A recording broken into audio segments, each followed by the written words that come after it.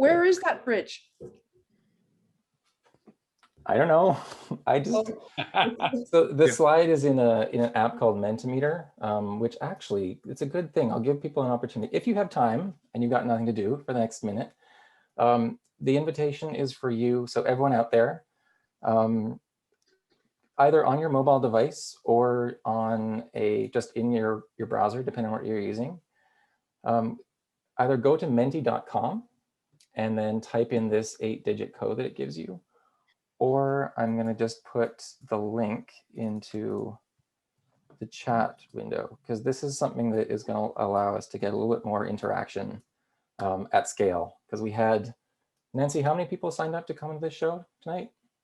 300. Did you stop counting at 300? Or was it 300 exactly?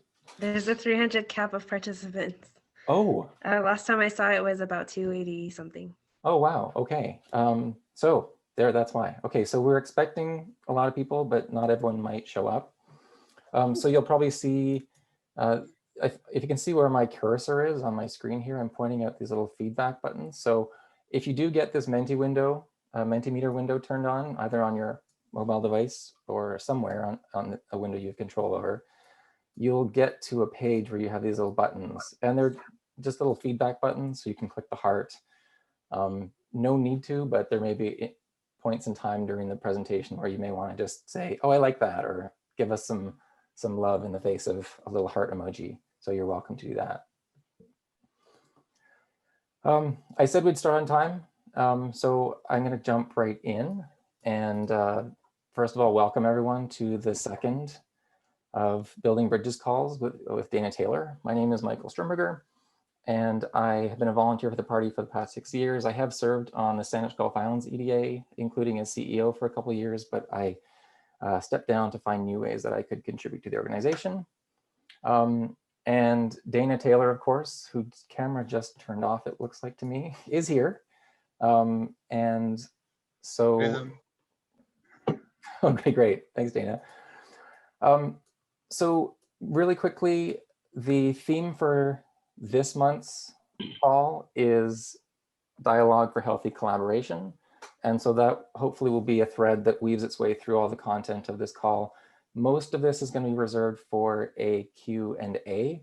And in fact, one of the things that we've changed since last time, because of all the feedback that we got from people, that an hour was kind of tight for some people. So we've added an extra optional 30 minutes to the end of the call. So this can go on for an hour and a half if you've got it in you. So there's plenty of time for a more back and forth exchange.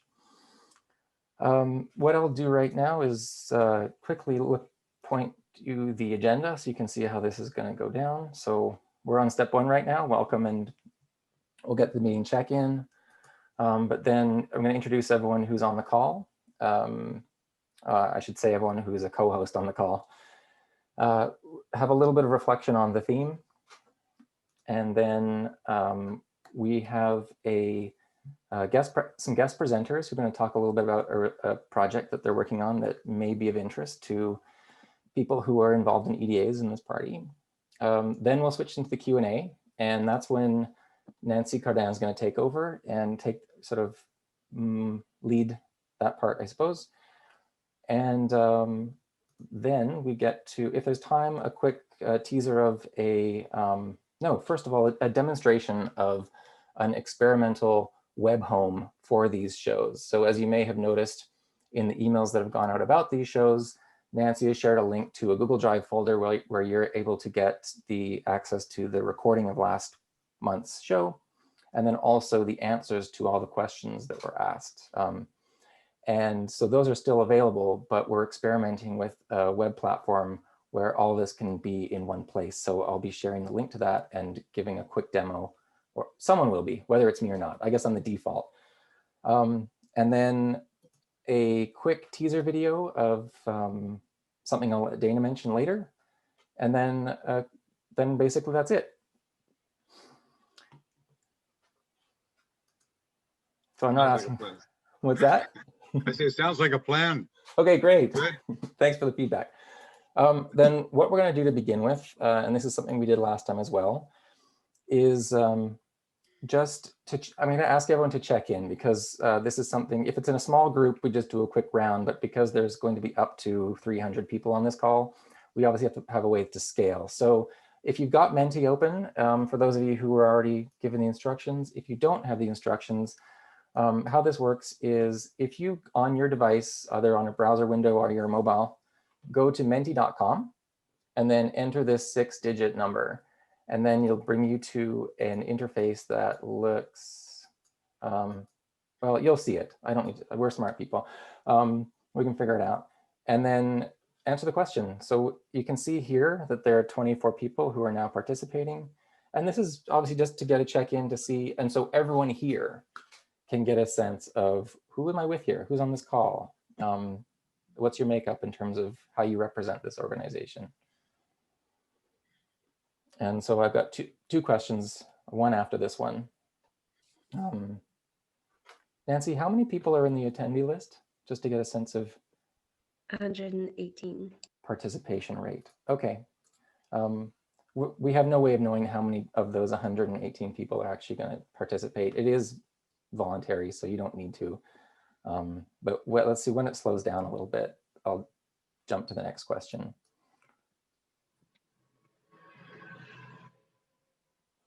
Cool. This is really nice technology, I have to say. It's Yeah. pretty sweet, huh? Yeah, it is. Michael, if you can tell people that if they click on the link in the chat, it goes straight to the Mentimeter. Ah, that's a good reminder. Thanks, Adrian. So don't yeah, have Robin put it again in the chat, but there's, if you open your chat window, yeah, the link's right there, and that's one click and you'll get to the interface. Exactly. Thanks. And we'll be using it sort of periodically throughout the next hour or so. So anyway, keep it handy. I think in the interest of time, I'm just going to jump to the next one. So this is thank you, you 70 people 3 who participated. This is getting a good sense of our makeup for tonight. And sorry if you didn't get to it in time. But okay, moving on to the next question. Sound good? Sounds good. All right. So here is the opening check-in, and basically we recognize that life is short, your time is precious, and yet you're here with us tonight. Why? So it should show up on your device, actually, this question. So what motivates you to show up for the Green Party? And you'll be prompted to type up to 3 words, and it'll show up as a word cloud. So as the responses come in, we'll start to see, and if you're familiar with word clouds, the larger the word, the more times it's being used. So, okay, climate's clearly the number 1 to start with. And that's of 6 people, 8 people. Okay, answers are coming in. And just, I can't tell if there were any stragglers, but yeah, just in case you just showed up and you have no idea what's going on, if you open up your chat window, you'll see a link to an app called Mentimeter, and either do that on your mobile device or on a separate browser window, and then that'll give you the opportunity to participate in the check-in. And it's great feedback for Dana, for counselors, but this is also, it's great so everyone can get a sense of who are the people I'm with tonight and what's on their mind. And don't worry about taking screen captures. All the content from this slideshow gets saved. And then as we did with last month's show, a copy of the slides will be added to the folder that you'll have access to for the content from the show. So Michael, did you drop the competition where you have to make a sentence out of these words? What fun. Good luck with that. Okay, change your plan, everyone. For the next hour, I'm trying to make sure I stick to the time here. So I gave it just a few minutes for this. So we better actually move in. That's 84 participants. Thank you so much, everyone. I'm going to stop sharing my screen because that's it for the check-in right now. And then we'll come back to other stuff in a bit. So what's next on the agenda? A quick round of introductions for the people who are sort of on the production crew for this call. Just because I'm talking a lot, I'll just quickly get this out of the way. For those of you who don't know, my name is Michael Sturmiger. I have been a volunteer for the past 6 years for this organization. I've served on the Sanish Gulf Islands EDA. I don't currently, but I have been involved on a few projects, including recently this show that Dana Taylor has started. So next I'd like to introduce Nancy, and then after that, Robin. So Nancy Cardin, why don't you go ahead and let everyone know what you're doing here. I'm helping with the technical stuff. I'm Dana Taylor's executive assistant. I work part-time for the Green Party, and I work part-time elsewhere. Amazing, thanks Nancy.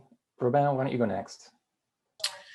So I'm the current Field National and the Quebec Operation Director. I'm working for the Green Party now since 2015. I've been different position, press secretary, organizer, campaign manager, campaign for Adam Olsen in BC and Megan Mitten, New Brunswick. So, and yeah, now I'm here also to assist this webinar and may introduce you later, Adrian and Anne. So. Then next on the production crew would be Dana himself, Dana Taylor. Welcome Thank back. you, Michael. And I'm speaking to you from my beautiful background of the unceded territories of the Musqueam, Tsleil-Waututh, Squamish, Lil'wat, and Sechelt peoples. And happy to be here as the interim executive director of the Green Party of Canada. Twice a candidate, once provincially for the BC Greens, 2017 in this riding, West Vancouver Sea to Sky, and in 2019, West Vancouver Sunshine Coast Sea to Sky country. Really happy to be doing this, really happy to see such great attendance here tonight, and hopefully, I know very well we're going to have we've got a great program and lots of opportunity to talk, answer questions, and get to your most serious issues, and then Michael will answer all your questions, or Nancy. Thanks, Dana. So just a few questions that I want to run by you, just to help us bring focus to the original intent behind these shows. So first of all, I just want to know if there's anything in particular that you want this audience that, I mean, I think we're primarily EDA representatives here. The invitation went out to the EDA insider, but as we saw, there's a bit of a mix. But about what's going on for you right now in your role. Well, there's lots to talk about, and I would take up the entire time doing it, but I won't. Clearly, the focus, I know it's on all of your minds, is election readiness. Will we not have one in the spring? Pulling. Well, I mean, I see my role as pulling both federal council staff together to keep focus on this immediate purpose, but longer term, and really what brought me to this role to begin with was my background, affiliation, and interest in what EDAs do, and that is the purpose of these gatherings. I saw a need, I felt it through my own involvement in West Vancouver, that we need a better way to connect with the party. We need ways to be able to communicate, to know who each other are, what our roles are, and how the party can do a good job of connecting with you, the people, the members that are actually delivering the goods on the street, on the doorsteps. My experience as my usual entry line is simply this: as I came to this, my interest, my involvement in Green Party as a candidate.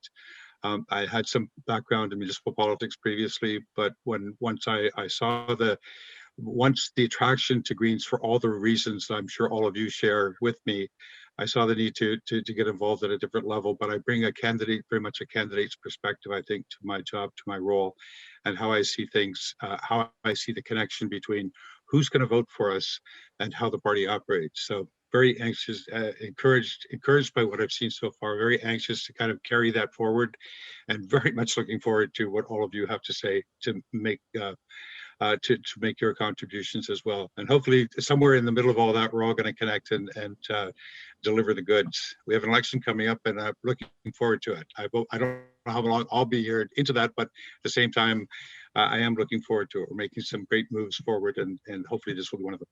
Thanks, Michael. Thanks, Dana. One of the things that I wanted to draw attention to is, just for people who don't know, that the Building Bridges calls, you're at the second one, in case you didn't know. The first one was actually the soft launch, where we were just practicing, just testing everything out. So I guess this means this is the official launch. This is a collaborative effort between Dana Taylor, who is our interim executive director, between Nancy Cardin and Robin Marty, who are paid staff for the organization, and a handful of volunteers, including myself. And it's an experiment. We're trying something new, but I'm grateful, and I think it's a really an important evolution in my experience in the organization. So how are we doing for time? 15 minutes in. That's basically according to the agenda that we're going to start focusing on the topic for this month's call. And it's, as I mentioned before, it's Dialogue for Healthy Collaboration. So again, just to you, Dana, in a rehearsal, I remember asking you, what do you want to say for this call about dialogue? And you responded that, as I recall, it's kind of putting things the wrong way. And it's not actually what you think that matters in this case. And that based on that, so I want to know from you, just to set things off, what value do you see creating based on this theme or in tonight's call? Like if well, I think the value is opportunity of it. The part of it is I kept running into these two words, and going back to what Michael just said. So much of our time is spent, and we do so in politics anyways, in debate. This party, I don't think, was intended that way to be a place. Although yes, debate is vigorous and ought to occur, but really it ought to be a space for dialogue. It ought to be a space for being able to communicate with each other, learn from one another, and bring that to the common goal we all have of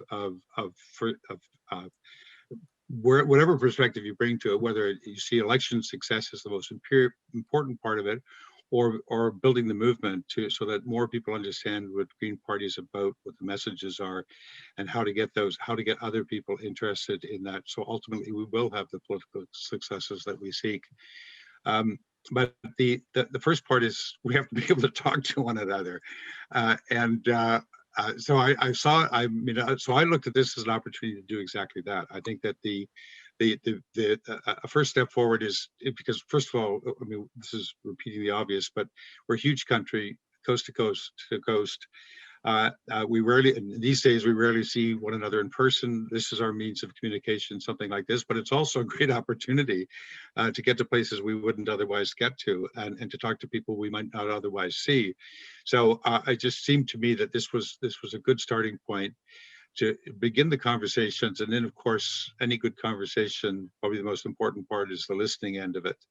I hope to hear you. I hope that certainly the staff, I know both Nancy and Robin, council member Adrian's on the call, and he'll be introduced later, and active members across the country. Also, we all have something to contribute, and we all need to hear what that is, to listen to one another. And then the party's role, I think, is to attempt to bring all of that together in a place where we have something to offer everyone going forward. And the biggest first test of that in the immediate future is, again, that darn election. So we're going to get to that, I'm sure, but I'll leave it there for now, Michael. Thanks. Okay, thanks. And one thing I wanted to just bring up and ask Robin about is, so for those of you who were on the call last month, a lot of questions came up, and we had a lot of really helpful feedback to help us sort of adjust the structure of these calls to make them more participatory, make people feel like they're part of it, which the webinar didn't really allow for. So we also, I can't remember the name of the participant who mentioned that there's all these questions that are coming in, perhaps we could just, everyone could get the answers to them. And that ended up being something that we've sort of delivered upon. But there were quite a few questions that were related to, I guess, a lot of things that fit within the domain of the director of mobilizing. So I just wanted to give Robin, if you're still there, I know your camera's on, an opportunity to raise anything, if there's anything more that you wanted to talk about, but also introduce our special guests to talk about their new project. Yes, and I just want to say that actually we're really committed to,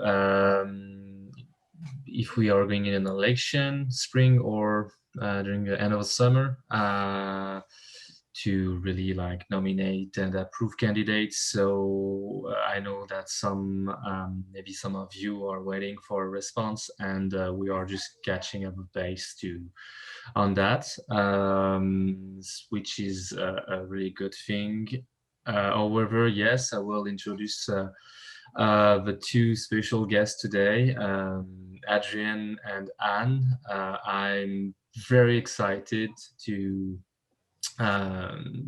about what we are working on and the project we are working on with EDA Revitalization. I had 2 or 3 meetings, and I've attended to also different weekly and bi-weekly meeting with them. And I think what they are doing is really going to bring the party and the mobilizing of the party on a new direction. So yes, Adrien, Anne, it's à vous la parole.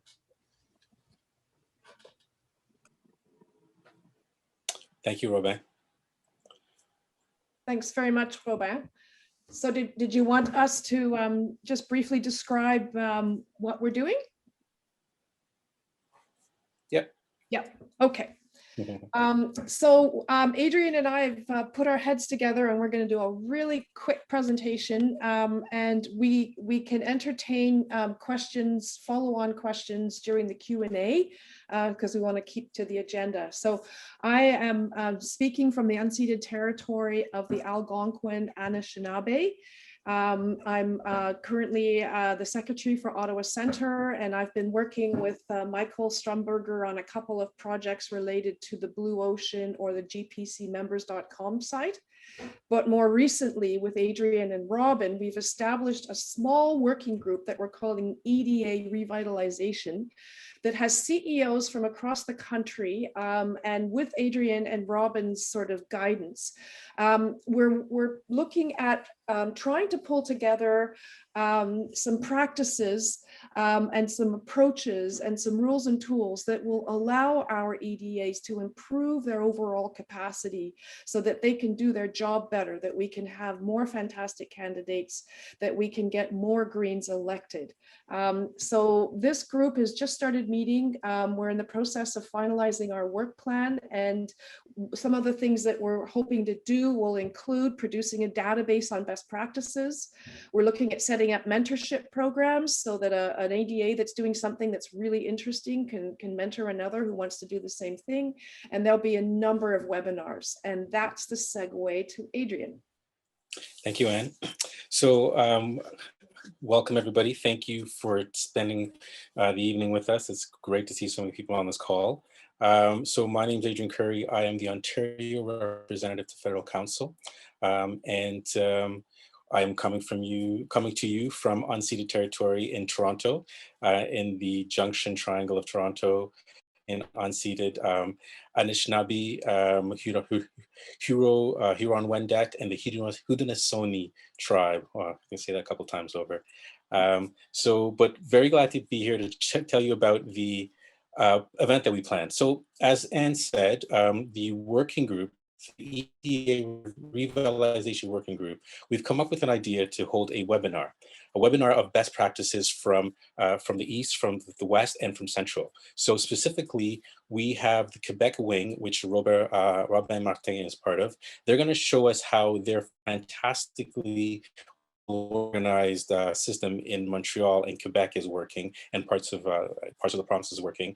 And then here in Ontario, we're going to show you some of the ideas that we're coming up with. Jason Hammond came up with a wonderful idea called collaboration of regions, and it's just about EDAs working together, share best practices, help each other out, like brother and sister kind of relationship. And so we're going to be showing you how far that's gone here in Ontario, and then out west, Bob Mackay is going to be showing us how they've organized themselves out there and what some of their best practices are. So the various levels of organization and degree of specificity, and then you can just learn, and it's a networking event. You get a chance to see what's going on and to share ideas, because we figured out that with EDA revitalization, one of the best ways is to bring is for EDAs to come up to bring out EDAs up to capacity is by region collaboration.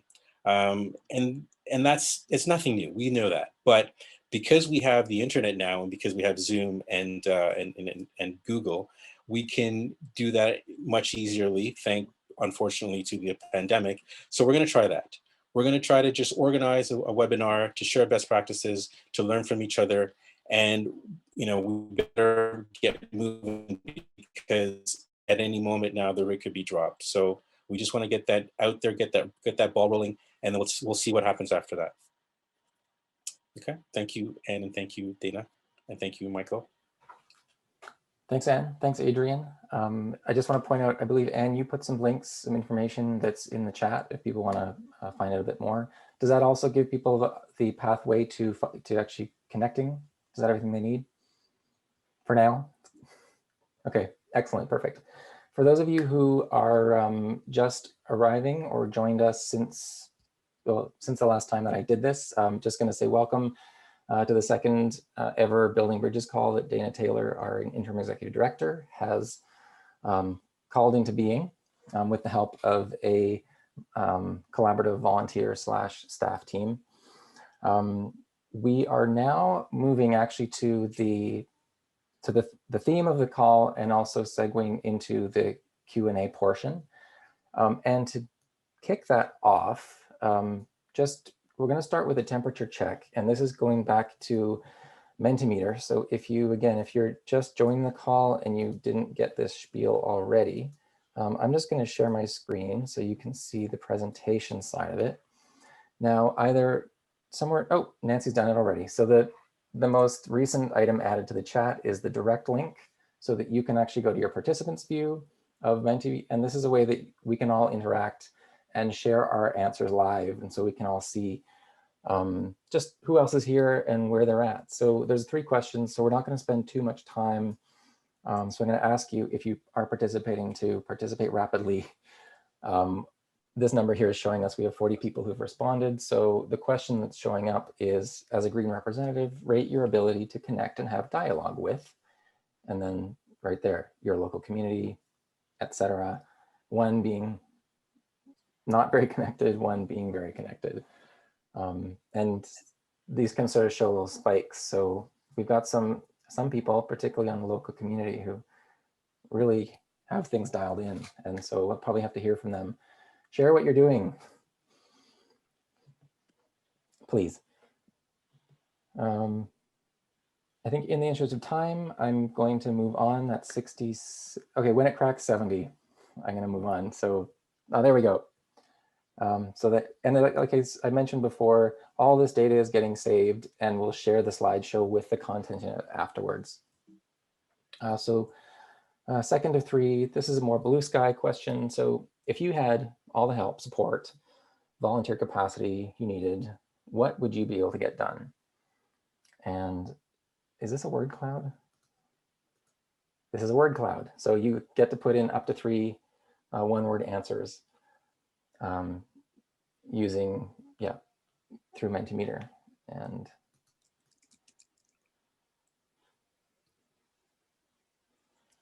as the answers come in, we'll see what's on. I guess this is everyone's top priority. So if you're not familiar with word clouds, the way they work is the larger the word, the more popular it is, the number of times people have answered that is. Dana, what are you seeing? Is anything jumping out for you?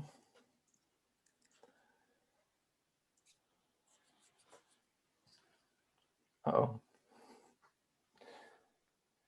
Is this thing on? Nice. What did you see, Adrian, that you was nice? It says elect a green MP, Yes, which is that's pretty much what I said. And engagement as well. That's the one I see. Engage, engage. Nice. You put that one, Adrian? Elect a green MP, yes. Yeah, I put exactly the same too. Nice. cool. Okay. Wow. This does take longer than I expected it would, so I'll have to remember that for next time. But I'll do the same thing. Once we get to 70 responses, just in the interest of everyone's time, I'm going to move on to the third. We have our work cut out for us if we have to, all those words. But we've got a lot of people, right? These aren't demands of you, Dana, or are they? It's starting to look like it. Right. It's interesting to see how everyone's saying elect a green MP, like it's a done deal. I like that. Yeah, cool. Okay, so that's 70. I'm going to move on to the third and final question of the temperature check. So you can move to the next slide. And this one says, as an engaged member, what do you need most right now to achieve your goals? And this is, I believe, an open-ended answer. So you can, and they'll start showing up. Someone's going to town with the red marker. Am I the only one seeing that? No.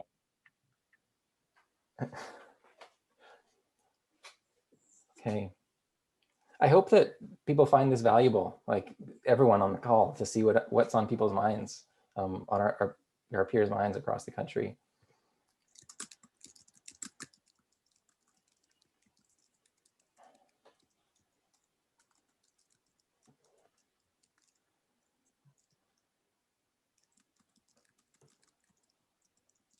I hear someone typing frankly in the background.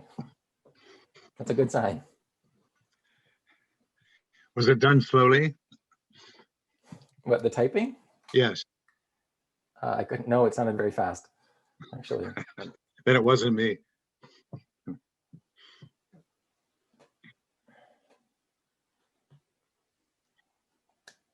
Oh, wow. A lot of food for thought here. And yeah, so they've all disappeared off the screen, the earlier ones, but in the slideshow that we'll share later, they just get added to extra slides, so nothing's getting lost.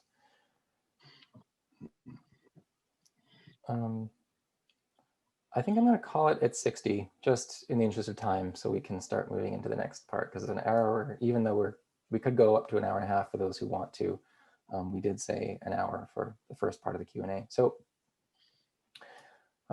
with that in mind, I just need to refer to my agenda because I get a little spun out otherwise. I'm going to switch to the next slide and also introduce Nancy Cardin for the second time, or maybe the first time if you showed up a little later. Nancy, what's your role? Not because I forgot, but for everyone else. I'm executive assistant to Dana Taylor. Fantastic. And I work part-time for the Green Party. Sweet. And Nancy's been a collaborator with me on this show. It's been really fun to work with you, and you're going to take over what I've been doing only for the Q&A section. And so over to you. And oh, look, we're getting lots of feedback. People are, someone, the cat face is coming in fast and furious. Anyway, go ahead. Not me this time. So we're going to go over some of the rules or guide rails for this Q&A session. So the first one is lean speech. So respecting everyone's times, comments or questions are okay. So try to make your question or comment as short as possible. Number 2, equivalence. Is my contribution in balance with the whole? I believe that means saying something that might be relevant to everyone. Number 3, dialogue, not debate. So we're just talking here. We're not trying to make a decision on something. We're here to talk about ideas. Number 4, anti-fragile. Learn from our mistakes, encourage participation. So we want you to say what you have to say, and you don't have to feel shy or scared of saying something here. And number 5, the chat's been disabled because we want people to focus on what's going on in the moment. And I think that's it. So to ask a question, are you able to raise your hands? Okay, so raise your hand and I'll unmute someone and say. So first person who has a question.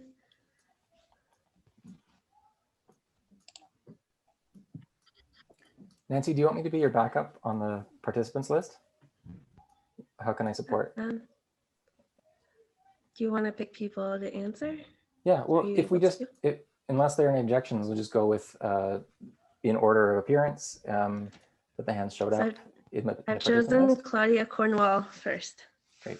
Hi, I'm from North Vancouver, and one of the things we suffered from a lot in the last election, we felt we were not getting enough consistent and good communication, like the air game from the Green Party Central.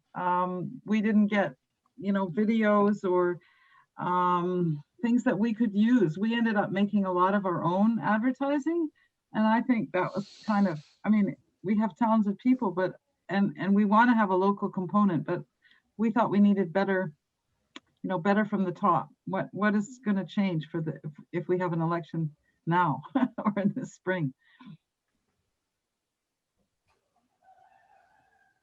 I can start. I'll make this comment this way. Hi, Claudia. Nice to see you. First of all, I share your frustration having run next door in West Vancouver, and that was a comment that came from our EDA as well in organizing. What's changing, some of it is, I have to say at this point, is still a little obscure. I'm just being straight with you on that point. The entire communications is really focused right now on preparations for leader presentations and leader well, ultimately it's going to end up in a lot of travel and interactions at events as well, and the communications from that is coming from that. But the good news is, my understanding is they're capturing the video and pieces from that ultimately will be used in presenting an air game. We're probably a little behind on both platform and policy, so that's part of the messaging. I could probably answer this question better in about 2 weeks' time than I can right now, because we're still putting the people together to help make this happen. But I'm with you on that. We'll certainly, we know those pieces are necessary. There's a pretty large contingent who understand its importance, and we'll try to make some of that happen a little better than it did the last time round. And if I'm afraid to say any more than that at this point, quite honestly. Thanks.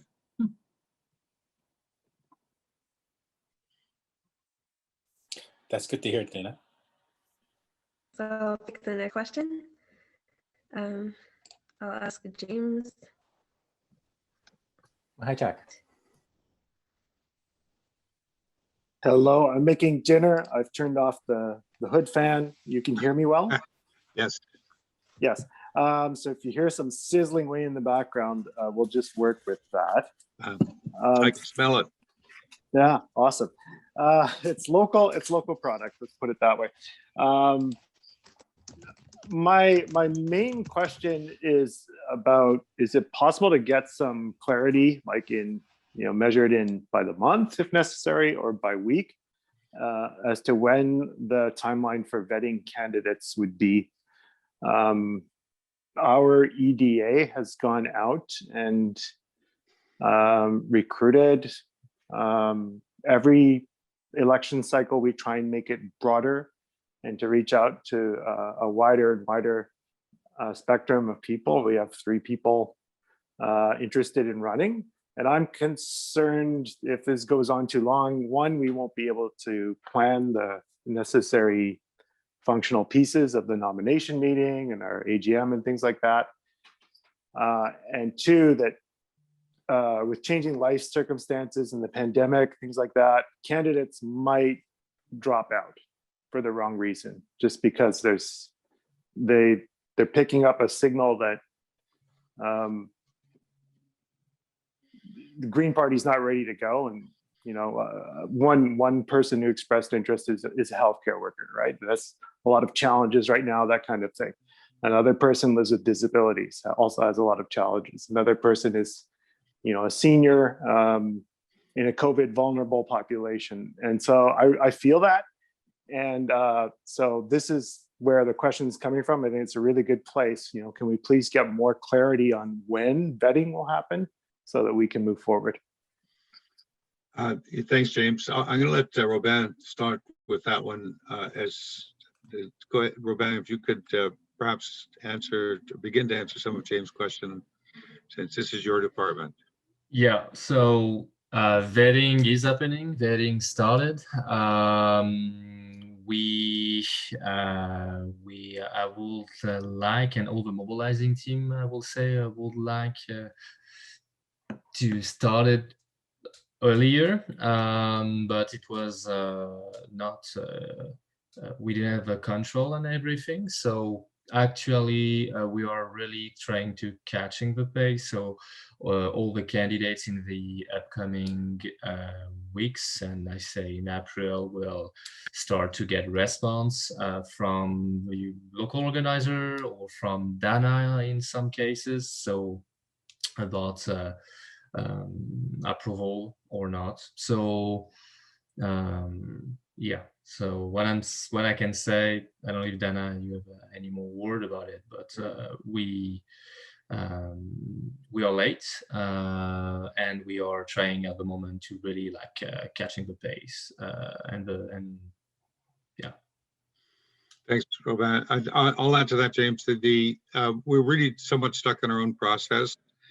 We have been at least, but what Robin has said is the good news is, and this is good news across the board, is mobilizing team is up and trained. They now have all the tools. There were delays in getting the tools to them that they could then begin to interact with the EDAs to help to move some of the nomination process through the system and the application process to move it forward. The good news from my end, I see it at the other end now, as we have a group, some of you may or may not be familiar, it's called the CWG, the Campaign Working Group. That is where applications, both nominations as well as closings, are approved. Robin's team has managed to populate that now. We're finally getting a surge.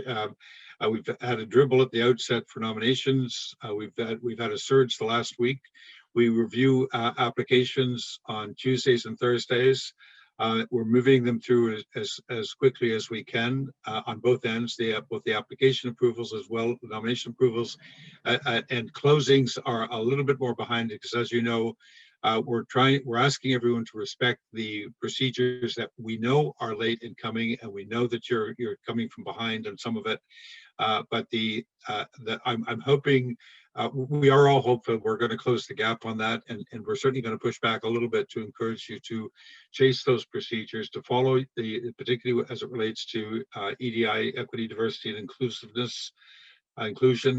and the more you can show it, my comment would be, the more you can show at your end that you've made your attempts to satisfy all of those requirements, then and unless we get into an emergency situation, i.e. the writ drops soon, we are still going to require that the process be followed as closely as possible.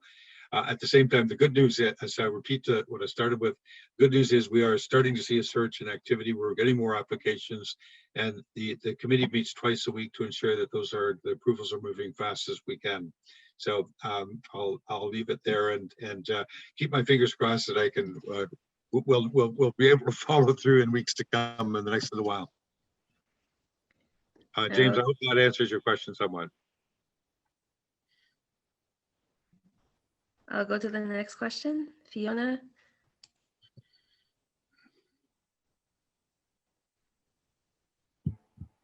Thank you. I'm sure that Dana and staff are absolutely swamped and doing their very best. I really apologize for bringing up something else, but maybe it's not something that staff needs to do. I was on a webinar with the Association of Iroquois and Allied Indians, who hosted the town hall to share their concerns on Bill C-15, which is the government's bill to attempting to implement a Canadian version of UNDRIP. The only party, repeat, the only party that responded to their request for a hearing was the Green Party, and Annemie Paul was on that webinar. It was exceedingly powerful, and it's an issue that's something that I think needs to be shared far more broadly with all our EDAs and all our members, because it really, really shows that we are in the forefront of really listening to Aboriginal concerns over C-15. I would also like today to say that I was on an excellent webinar hosted by Below 2 Degrees with Elizabeth May and Mark Lee from the CCPA, where they presented their concerns over Bill C-12, which is the Net Zero Emissions Accountability Act, which is neither going to get us to zero or is accountable in any way. These are the strongest and most articulate voices I've heard against this legislation, and I think it's vitally important that all our members understand that we're, as a party, we're really, really at the cutting edge of this very, very important work that this government's trying to shove through under the table, and that's also going to have an impact on the upcoming federal budget. I feel if there is some way that we can sort of share this excitement around issues and how the Green Party, however tiny we are, is trying to deal with them, that will encourage people to want to run for us, and also generate enthusiasm among members who want to work in our EDAs on the upcoming election. Thank you, Fiona, for bringing that up, and I think you've done that by raising to our attention here. We have 144 participants on the call. They all heard your message, and I think it's excellent that you bring that to everyone's attention as a reminder that this is part of who the Green Party is, and that the more attention we get to the issues that we share concerns about, the better the broadcast is that we need to do something about that we're encouraging others to do something about it. So thank you for raising that. Thanks. I'll go to the next person, is Brian. Nancy, just a quick process question. Yeah. Sorry, Brian. So we have a few questions that are coming in through the chat. Actually, I only see 2 right now. So I'll just remind you of that so that we can maybe work that in. And I'm happy to bring those up. But let's give the microphone to Brian. I hope it's Brian Beaton. Anyway, I'm calling in from Fredericton, and our candidate won the last election.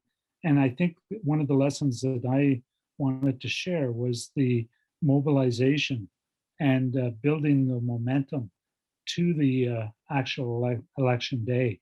And that was a constant theme throughout our efforts as a volunteer. Like that was my work as a volunteer.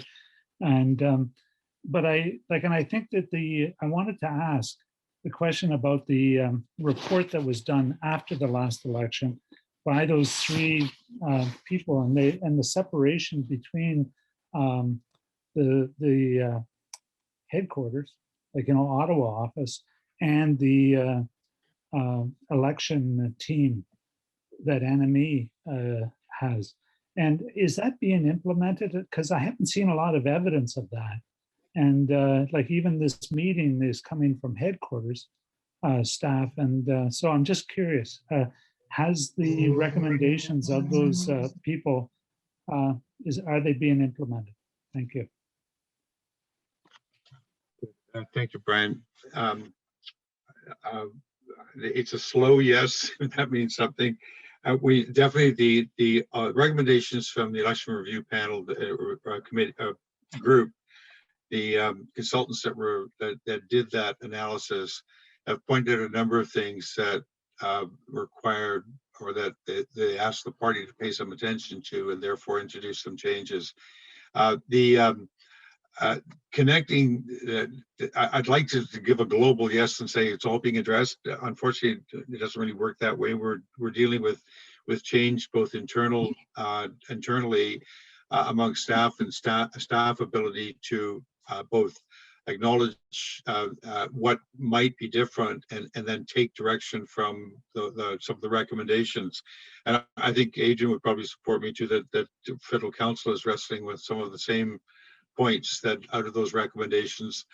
I believe there is general agreement that changes are necessary in certain areas, and coordinating. And I'll give you an example of the sort of the two different, but I would say parallel tracks. Is really like this opportunity here from where I'm hosting these town halls or gatherings, so that I don't have and I have a phone ringing. Pardon me. Where we have a lot of the focus on the election side and the politics is coming from primarily the leader's office and caucus. That focus is there to build both the communication, the messaging, ultimately the material that will support elections, both in terms of the platform and documentation. And whereas the track that I'm taking is trying to address some of the recommendations that address the organizational behavior. And there we're making I'd say we're making progress on both counts. The degree to which they'll intersect, I believe is the work of the likes of our mobilizing team, communications, our fundraisers. These are the parts that are all eventually coming together and hopefully will show as one unit as we move closer to an election. At the moment, we're gathering some pieces and we're trying to make each part work well, so that when we do work together, it'll start to show us a common front and a common effort. Robin had his hand up. He wants to make a comment on this as well. Robin.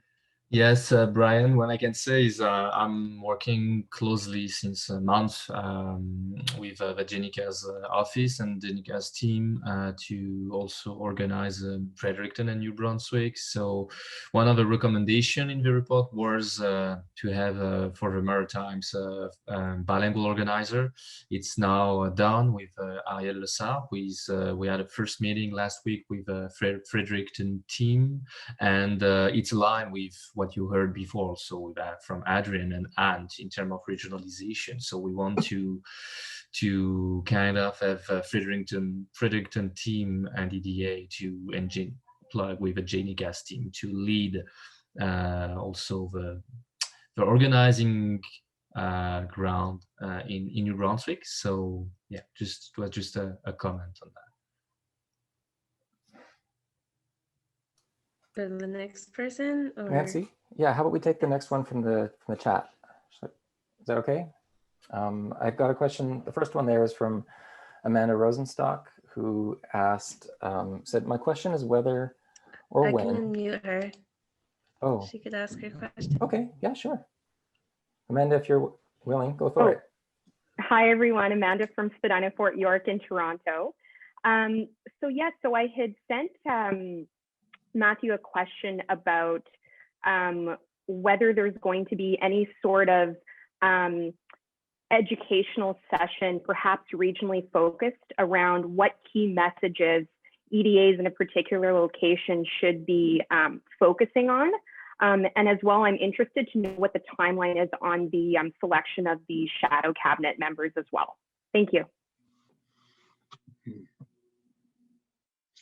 Thanks, Amanda. You got me on both of these. I have a feeling it's one of timing.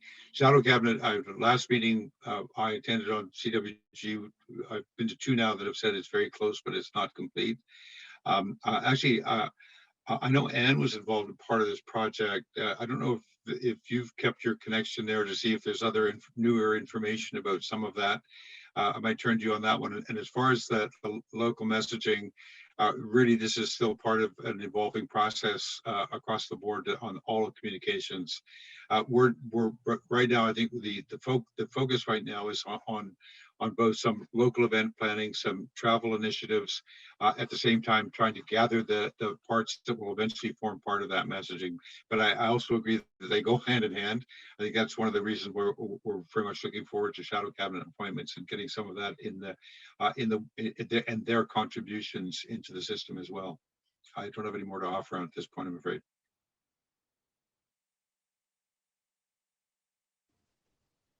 Should we go to the next person? Oh, I don't know. Anne, did you have anything to add on that, just from your previous involvement? Just Anne Lavender. No, I think you provided a good response. It's still early days, and so the shadow cabinet process is still underway in terms of the initial recruitment. And so I just say stay tuned and you know see how it's moving forward. Great, thank you. Okay, Nancy, go ahead. All right, so the next person is Diane.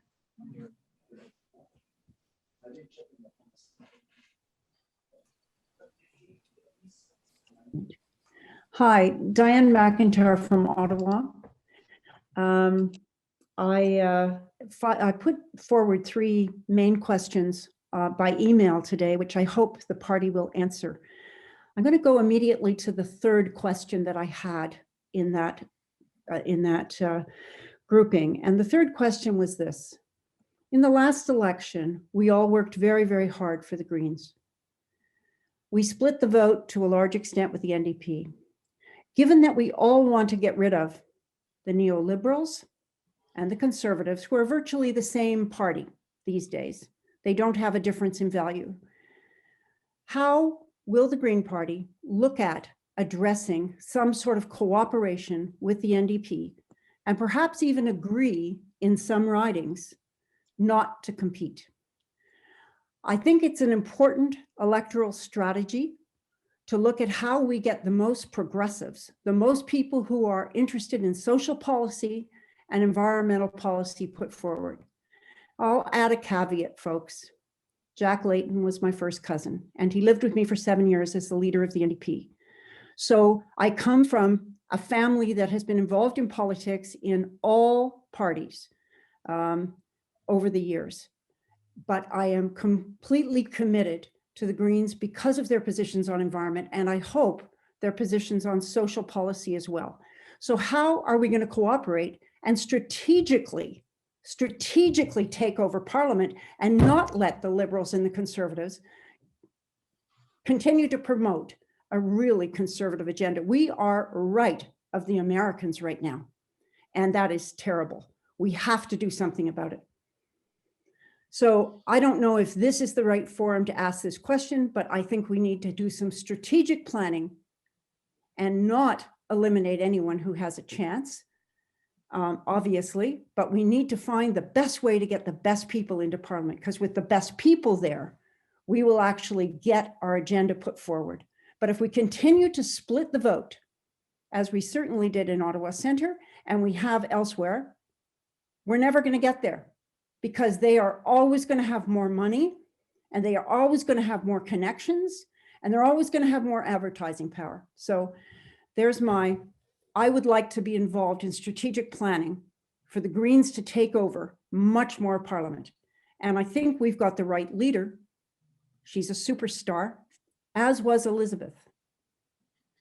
There you go. Thanks, Anne. I'm gonna put my answer to you this way.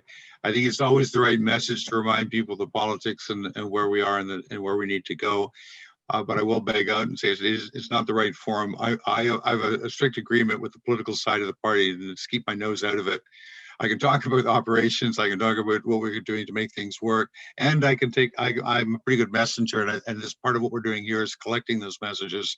Well, who can I talk to about policy? Because I think it's the policy that we have to attack here. And what I would commit to here is taking that message back. I think that in terms of who to talk to, I think there are places to make that happen. It comes down to the political wing and political arm of the party generally, which is both caucus and the leader's office. That's where I would take the issues directly. And when we have shadow cabinet in place, that will also be the place to actually develop and the kinds of responses that we'll eventually take to the public. But those are, and I'm quite happy we are both recording and reporting on the outcomes of these meetings, and we'll bring those messages forward. Okay, and I won't repeat my questions that I put in the email, but I hope that they will also be forwarded. One was on economics and, taking people out of their desperate situations that they're in right now. And the other one was definitely, what are the top 5 actions on climate? So Diane, I'm sorry, hope with my respect, email will go forward. With respect, I'm just gonna, thank you. Sounds like you're done. We have very little time for these calls, so we're just gonna move on. But I do wanna point out that we're now pretty much on the hour. We did schedule an additional optional half hour for more Q&A, but just to honor the time for people who could only make an hour, I'm going to stick to the agenda and take a quick pause to do I'll do a screen share demonstration of the experimental home for this, for these building bridges calls. And because there have been questions about where the answers to question answers that have been produced. And once you know this, then that's a place where we'll try to put all the content from these shows going forward, including the recordings, including the copies of the presentations afterwards with all the answers in them, and then where you can see all the answers to all the questions that have come in for each of these shows. So thanks for bearing with me, and I'm just going to go and share my screen. I kept the right window open.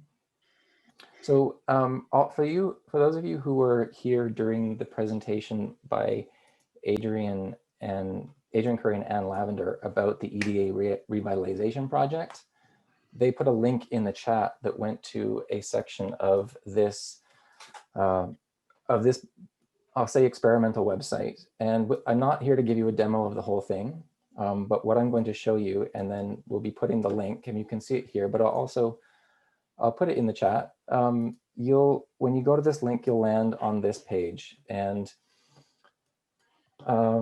what you'll have here is these different tabs. This is going to just some general content about what these shows are, and you'll also directly be able to access the registration links for upcoming meetings. That you'll also have, if you click on meetings here, and you can see they'll have the theme and the information about what's to come. So next month's theme, which we haven't got in place yet. And then watch past episodes. This is like basically set up like a blog. So if you click on watch past episodes, there's only one in there right now, but the title is the Building Bridges episode 1 and the date that it was held. And then if you either click on the title or you click on read more, you'll actually go to the full blog post for this episode, and it includes the recording. We'll try our best. This team is spread a little thin right now, so we will be interested in looking for volunteers who might want to help us with things like doing the timestamps for the videos to help everyone find content that might interest them. Related documents. So here you've got a link to a copy of the slideshow that will have everyone's answers from the Mentimeter polls. And then also here we have a document which is has answers to the questions that were sent in writing from the last show. I think that's all I want to show you for now. Although I will ask towards the end, for those of you were here on the session last month, we were doing some trivia, and there was a leaderboard and scoring points, but we've cut that out of this session, and let us know if you want it back. But I think I'm going to leave it there. Like I said, the link to this space is in the chat. And if it's not, I think I'll put it in there again, just in case. But then I'm going to stop sharing the screen. And for those of you who can't stay any longer, thanks for coming. We are recording, and this recording the full recording will go on this website and in the folders that Nancy has been sharing previously, so that hopefully we can start to create a bit of a buzz around this and an ongoing conversation. And I'll leave it there, and we'll go back to Q&A we have scheduled for the next half hour. So, and maybe I'll just I'll let Dana decide if he wants to use the last few minutes to show the the teaser of a video of a project he's been working on. So I'll stop sharing my screen and back to Nancy, who is our Q&A host. So I'll go to the next question from Gary. Hi all. Gary in Fort York, Spadina in Toronto. So hi, Amanda, if you're still on. Actually, Diane took the words right out of my mouth. That was going to be the question I was going to ask as well. So I know it's been addressed. I'll just add to the point, though, that we know that Trudeau broke his vow on doing away with the first past the post system. We know the Conservatives will never get rid of it because they're despicable human beings that consolidate power for the rich and the rest of us be damned. And I think the only way that we're really going to be able to address a lot of these progressive issues that really matter to those of us on this side of the spectrum is to figure out some way strategically to stop splitting the vote on the left, at least in very certain ridings, specific ridings. Otherwise, we're always going to be, in a distant fight for third rather than being able to implement some of these changes on top. So that's all I wanted to add to that point. Gary, I'd love to to get into some of the details on some of the political notes, and I'll just give you partly my own experience and answer on. I mean, I feel very much the way you do, and I've been expressed elsewise too. In my writing, for example, one of the motivators that got me involved in the Green Party to begin with is the fact they wanted to build an LNG plant in the riding on the ocean. So imagine this landscape behind me and this faux background with LNG tankers passing by on a regular basis. Well, that's what it would look like. But where I'm going with that is that like those are the things that get us involved. But who are the constituents involved? Well, the supporters of those projects are Liberals and NDP. The Liberals, and I'm speaking provincially initially, but also at provincial NDP and Liberals.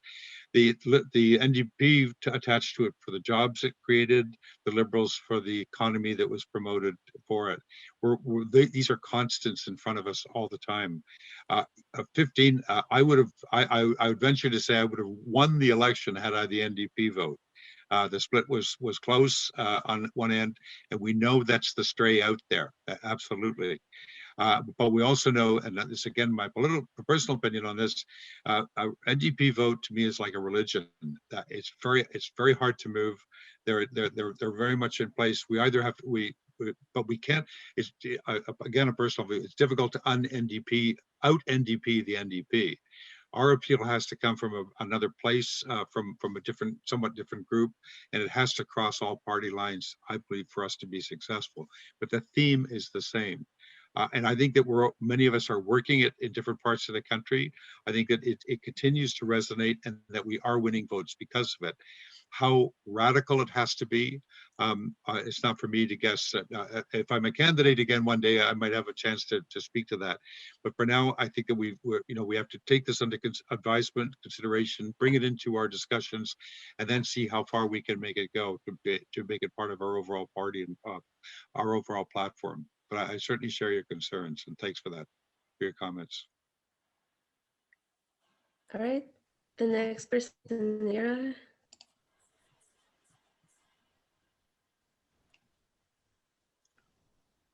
Hi, can you hear me? Yeah. Yes, we can. Thanks. I think this is a great forum. Thank you for doing this. It's exciting. I have three kind of concrete questions. I don't, to whatever extent anyone can answer them.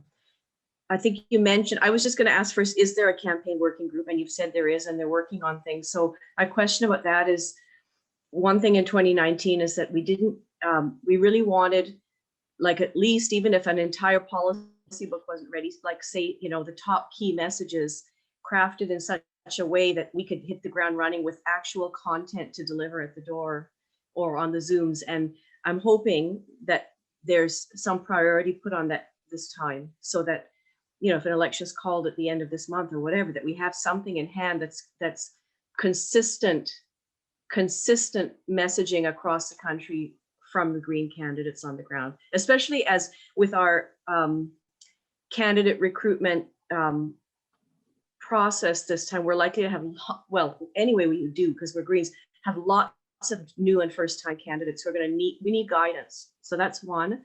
And two is, I have a question and maybe I'm just not following in the right place. I don't know where to look, but like, how's our fundraising going?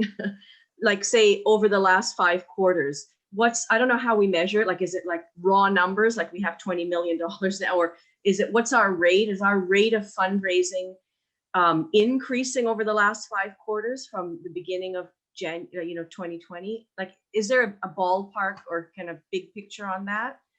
And third, I think what you're doing here is great, but I do this because it's just the lens I wear. I just scroll through the 6 pages and looking at our pictures and our photos.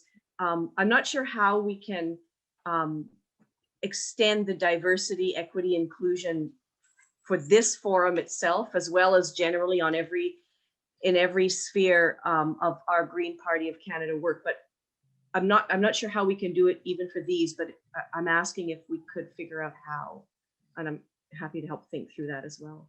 But this is still a pretty non-diverse group of people here tonight, as wonderful as it is that we're all here. So those are my questions. Thank you. Thank you, Nira, and thanks for all you do too. I know you've been busy up front and in the background in the past, and we certainly appreciate it. Let me go to the perhaps the easier one first. Fundraising. We haven't won the lottery yet, and we're working hard to fill the coffers. I can't give you off the top of my. I can tell you somewhat of the performances. The last quarter of last year was impressive in that we outdid ourselves in making hitting some marks. But 2020 was a COVID year. We also survived on CERB money, on salaries that were paid in part by government funds. So it was a treading water year somewhat. That the last quarter and the December fundraising effort managed to get us into a position where at least we're getting along. We have a huge challenge ahead of us in fundraising, absolutely humongous. And my discussions with fundraising department, with the leader's office, everyone realizes it's a problem, and we haven't quite figured out the solutions yet. And by the way, when I say this, there's also an awareness that beating up members for more money on a constant basis with a donate button in every issue, everything that comes out of the office is also problematic, and we haven't solved that one either. There are a couple of things in the works though on the fundraising side. We're speaking to a consultant this past week that is going to perhaps help us with an audit of our existing services and how we do and how we can do better. Whether we can get that up and operating in time that will advantage us for this coming election is a bit of a question mark. But even long term, it's not if you do it, it's when you do it. I think we need to do it right away. That's my own impression of that. The other thing is, we're how long is it since the last election? It's what, 12, 15, 18 months, not even that, not even 18. We are, well, just 18 or 17. We don't have the same runway we did with 4 years between election the last time round. So that has been hard on our resources. There was an attempt to maintain staff levels so that certain things could get done to prepare for the next election. But that also means our burn rate has been up. We're spending money as much as we're making money. So we have a huge challenge ahead. In fact, this is a place, as much as sharing policy and issues about the solidarity of the party with respect to its policy position, we also need more cohesion, I think, around the whole issue of supporting ourselves and sustaining the operation. So where that comes from, I know there's a lot of smart people out there. You all represent that, and I think that's important that we know that we keep these communications up and find ways to do it. Put our committees to work across the board to spend some time on it, as well as what we're doing internally from the staffing perspective. To your other question, the main one dealing with diversity across the system, I have to say, I never put myself up to the place to make decisions on this except to be helpful where I can. Because this is not this is an area that I'm learning about all the time.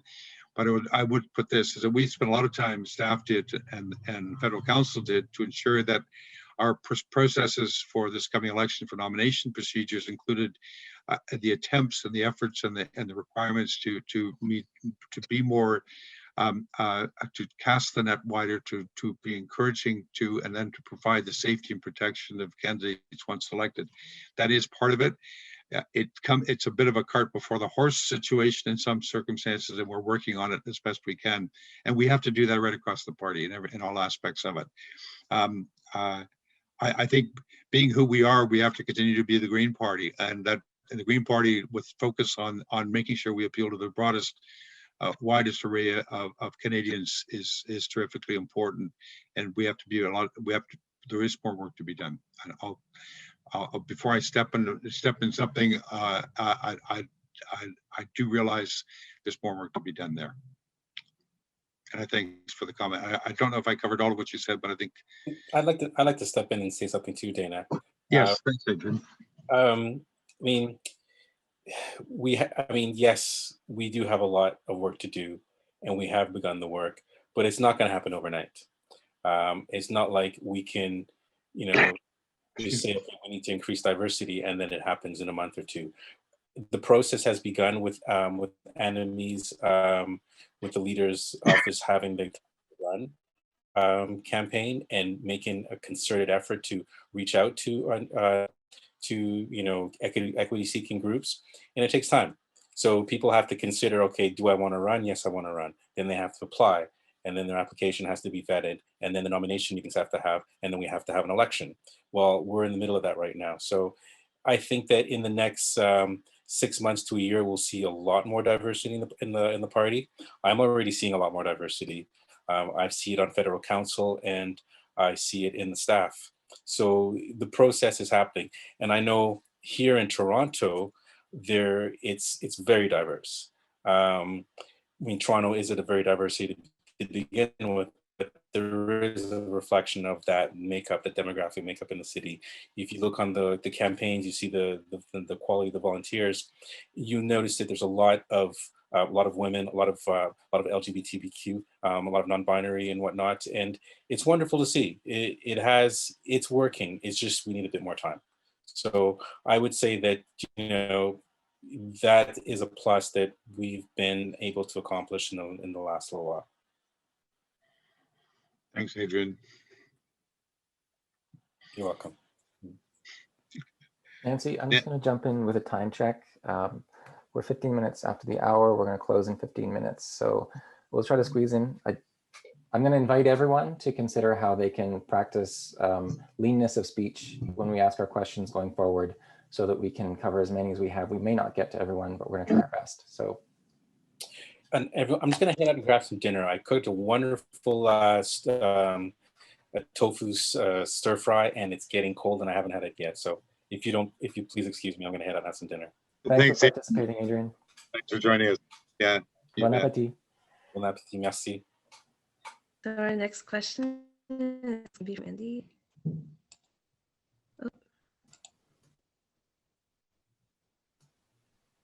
Did you say Andy? Oh, good. Yeah. Hi, I'm from Kootenai, Columbia. Our EDA is 63,000 square kilometers.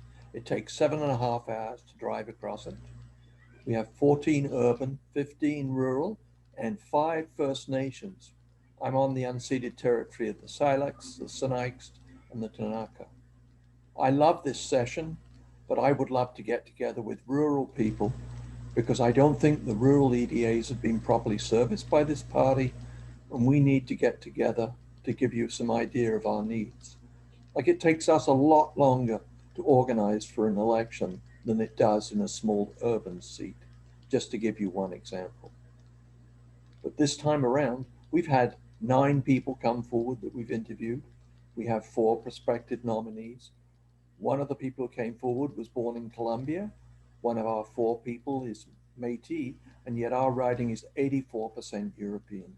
So we understand the diversity, but we have huge problems as a rural and remote riding getting organized, and we need time to do that. Andy, you know what? And you probably, certainly area-wise, you represent most of the country because the space out there is rural, no doubt about it. And I shared, let me just say, share a little bit of what you speak. This riding is not so big, but I'm 300 kilometers from top to bottom, and a couple of ferry trips in between in different parts of it. So I know what a road trip looks like, just to campaign.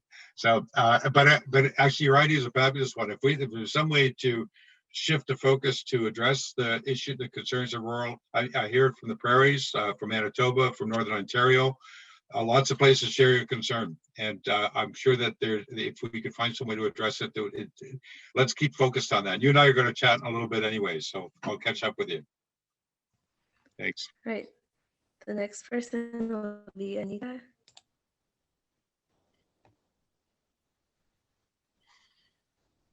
I'm a newbie in this situation, but when someone talked about New Brunswick, I was really happy to, I knew that Fredericton and the Anglophone area, moi je suis francophone, c'est ma première langue. The Acadians and the northern area of New Brunswick, there's a lot of very unhappy people there when the Conservatives came in, and there's some good people out there. I have a name in mind, but I promised I wouldn't say it out loud right now, but somebody who's well known and has, stood up for anti-fracking and all of those things, but he is also a healthcare worker and a songwriter and all kinds of things. So how do we get to this, who's involved in looking in the other areas? I live on the West Coast. I'm a Nanaimo Ladysmith on the unceded territory of the Nanaimo people. But how do we help small groups, or a rather large group in the Irving country, who wants change? Thanks, Anita. Robert, I'm going to turn to you, mobilizing in your end in New Brunswick. The question is about New Brunswick, is it, Anita? Yes, because my heart is also partly there as well as the West Coast. Sure. So as I said, with Jenica that win in 2019. Now we have a new organizer, bilingual. So it was she's now Ariel Lessard, who is now doing the New Brunswick for all ridings in New Brunswick. During a long time, it was Anglophone, unilingual Anglophone organizer in New Brunswick, and I've worked provincially, so I was doing the campaign in Memram Cook for Megan Meaton campaign, and I think the Greens, we have so much potential in the French Acadian area in New Brunswick, provincially for sure, and federally also. And at the moment, I think if we are able to connect, the project will be to connect all the EDAs in New Brunswick and all ridings. I think Fredericton can take the lead. And I know that Jenica's team wants also to take the lead to support more ridings in New Brunswick before the next election. So am I responding to you? Or? Well, in some ways, yeah. I mean, in terms of, let's say, as I said, there's somebody out there that I think would be a really good candidate. And who would that person, or who could I contact, or that person? I'm connecting these two people. I can give you he picked up the Premier of New Brunswick when he got an award for his music. I can give you her email, Green Party email, and you can connect directly with her. Right. So. Excellent. Okay, thank you both. I'm going to step in for a minute and ask Michael if he can save me whatever time I need at the end to give a sneak preview of our video. But other than that, I'll let you manage the time on that one. I think we can take 2 more questions at least, but I got it. Great. So the next one is Karen.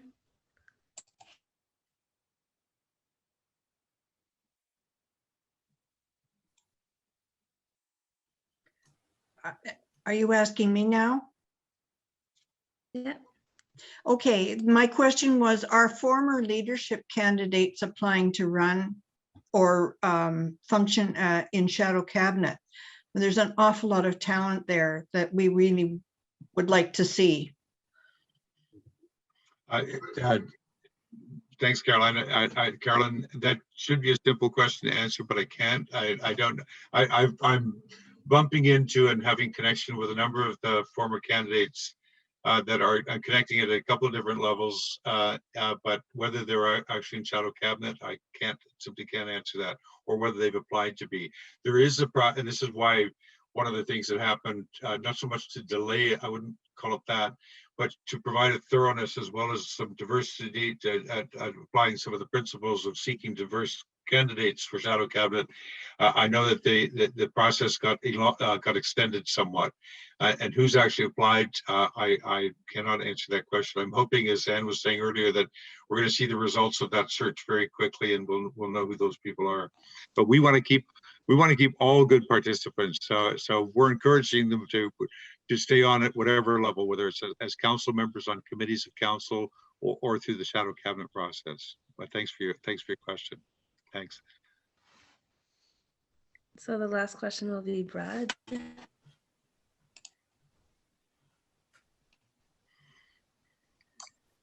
Thank you. Thanks for taking my question. I'm coming to you from Elgin, Middlesex in Southwestern Ontario. I understand a lot of the frustration coming from everybody here tonight about the power and the control of the Conservatives and Liberals. One thing I found talking to people is that they voted this way their entire life. Their families voted this way. They vote this way. In order to reach those people, we have to get a message that they can relate to. Two of the biggest platforms we have is inclusiveness and climate. And both of those are very serious topics. But if we can't reach them at their level, and how to get there, and how do we get climate change to be important, how we get our agenda to there, and we talk at their level, we will always talk over them. This is always about messaging. Good messaging that people that we talk to, people that we want to vote for us, will hear, and they can go, oh yeah, okay, I get it. So I'm not sure how this goes, whether or not we're just looking to win the election at the current, the way the voting system is set up. I understand Southwestern Ontario is not that a big a deal when it comes to running a federal election. We're kind of, doesn't really matter if they win or lose us. But I'm just curious, what's important? Is Montreal, Toronto, Vancouver, all those are the key? Because I mean, you win those, you win the federal election. I'm just, if someone could kind of tell me where the importance is on what we need to do, or does every seat in every riding count? Thanks. Thanks, Brad. I'll comment quickly on a couple of aspects. One of them is we're doing some spot polling in a couple of different places where some of the interests look good.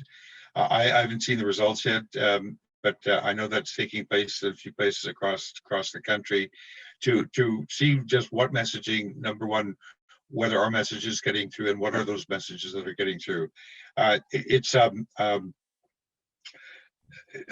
You know, what can I say? Part of me to agrees wholeheartedly with you, but we all know in politics that the appeal to a voter is everything from it's serendipitous to a hard-fought, lifelong, as your comment of people who voted a certain way their entire lives, their families vote this way, they repeat it. And yet, for some of us in our politics, it's also an epiphany. We hear the message that eventually resonates and starts to change the way we think, and therefore will change our vote. I think we have all the ingredients, and I totally agree with you. It's how we get it out there. And I'm hoping to see. I haven't quite got the phraseology for it yet, but it put more of a marketing tint on it that covers the basis that people want to hear about. First of all, the importance of their jobs, the security of their livelihood. Those continue to be important issues across the board, but linking that, as we've done successfully in many places in the country, with the bigger issues, the climate change, the survival of the planet, all of those things of our extinction and potentially on the planet. The planet's going to live without us. But all of those parts seem to come and go. They fade in importance depending on some of the issues of the moment. I fear somewhat that we're faced with we're going to be faced with a lot of that in this coming election. A lot of the things are going to wash over. They're going to come out of the COVID crisis. We're going to look at the miracle of survival under that, and some of the other things may never get to the surface unless we push them there. We got a lot of work to do in that regard, and whether call it marketing, call it conviction, call it getting somebody preaching the message. We're fucking idiots. We need to do. Beg your pardon? And I understand that. The thing that I'm just going to jump in here for a second. I'm sorry, but as moderator, I recognize that we have 1 minute left, and there's one piece that Dana has to do. This is obviously a conversation that could probably go on for days. Thank you very much. Thank you. I appreciate taking my question. What we'll do is, I mentioned before, the Building Bridges website. On each of the blog posts for the monthly theme, there's actually a chat feature as well. So I'm hoping that it's one more platform where we can continue to engage on this. Again, Brad, I'm very sorry to cut you off. Dana, you're at time, but floor is yours, and I'm ready to queue up the minute-long video. Well, why don't you do that? I'll quickly introduce it. We've been talking on board in staff with federal council about making some changes and the need for doing so within the party itself. And so that operation will get closer to our values, and that will be reflected in what we do. And hopefully in doing so and making the changes internally within the party, within the operations of the party, within the relationship between federal council and staff, we'll eventually get to a place where we are clearly living our values, and those are reflected in everything that happens within the party. What we have here is engagement. We happen to meet with, this is the EFA. We made contact with it's called the European Free Alliance. It's a political party in Europe. It's an amalgam. It's a collection of 46. It used to be 47 now. 46 parties in the European Union. They have representation in the European Parliament, but they dealt with a lot of the frustrations and issues that we've encountered within the Green Party, and we saw this as a great entry. This is a conversation that's going on with Council at the moment. Michael, have I got the right one? Yes. Yeah, oh, good. Sure. So I'll let you run it. Literally, it's a teaser. It's a minute long, and we're looking at ways we can share this amongst the members, especially those of you active in EDAs, and how that might resonate with you in terms of the kinds of things you'd like to see a party run. Go ahead, Michael. Okay. Is the sound coming through? Yep. Great. It's huge. It has nothing to do. We are another organization. And the most important thing, we were discussing about that this morning, Adrian and myself, is that we finally feel free. The idea to me of staff and federal council working together is so wonderful. It's a wonderful idea. I believe in the mission, I believe in the values of the organization. I want to stay and I want to contribute to a social change. Look at the talent, the skills, the educations of the people, the languages, all of those things. When you are working under such a pressure and fear of being constantly criticized, or then you're totally stuck, and your bright ideas remain somewhere in your back mind and never pop up.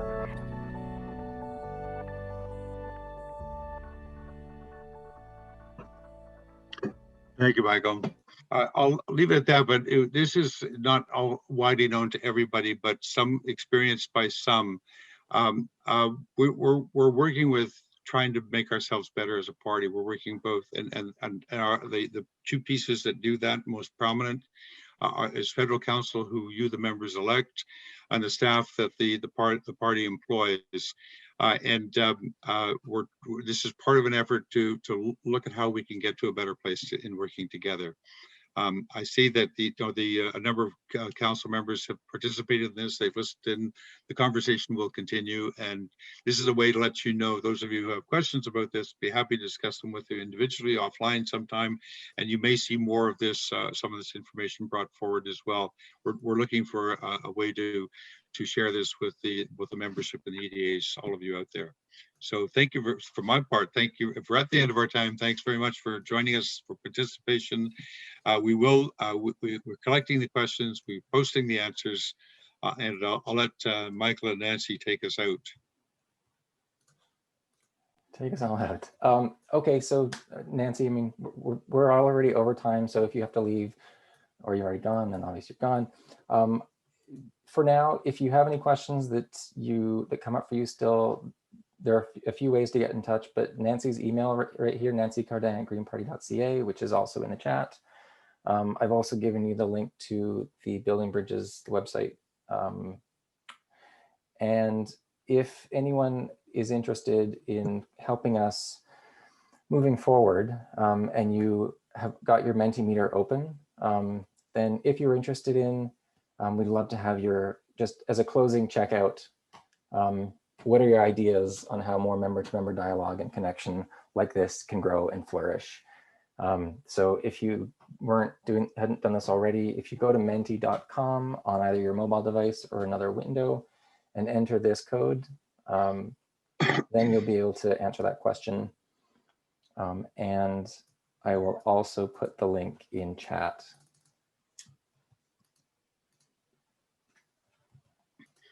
Did I miss anything, Nancy? I think we're good. Okay, great. Great. And yeah, I'm really grateful to everyone for coming. This was a big jump from the last month. We had, I think, 120 people who RSVP'd for the event, and 50% of those showed up. And about the same this time. We had 300 people, which I learned after the fact was actually, we max out at 300. So we may have to look at increasing our numbers. And about 150, I think that was at our peak for this call, 150 people were in attendance. Yep. So anything that comes up for you and relate to this question, amazing, but no pressure. And I'll leave it on for a little bit more. So actually, I could check to see how many participants we even have left. Maybe there are only 8 people. Oh, 79, okay.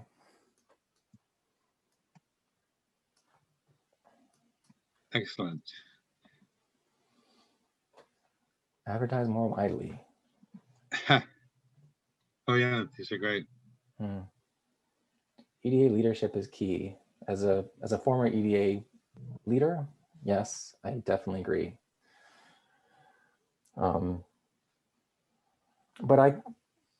for what it's worth, I'll also say that my experience over the last year has been finding new ways to volunteer that aren't within the EDA structure. And what I've come to realize is that there's opportunity for both, and that the EDA structure is super important, but that I think it's an overlooked area, or we could look at other places where volunteers could be co-creating new ways to create value for the organization that can even support EDAs, and maybe build more partnerships with party staff, like the partnership that is putting on these shows, the Building Bridges project. Okay, tons of feedback. This is great. Yeah.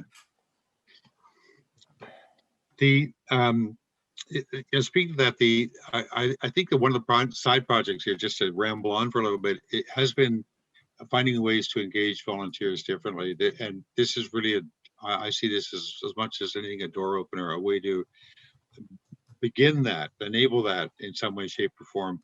It's a bit of an experiment all around. And part of being a party, of being an organization with membership, is enabling membership engagement. And it doesn't have to be hierarchical. It can be, but it's it's exploring the opportunities that exist for us to connect better, and for everyone to make their contribution in a way that's meaningful to the person making it, and meaningful to those of us who get the advantage of it. So this is all good stuff from my point of view, and it's great to see this feedback. How about we leave it there for tonight? All right. Okay. Well, thanks again, everybody. Thank you, Michael, Nancy, Robin, and Vodi, and all the rest of all of you who joined us today. That's terrific. Thank you, Dana. Thanks for helping make this possible. Not at all. We'll do it again. How about that? In a month? Okay. In a month. Yeah. All right. See you then. Okay. Thanks, everybody. Bye.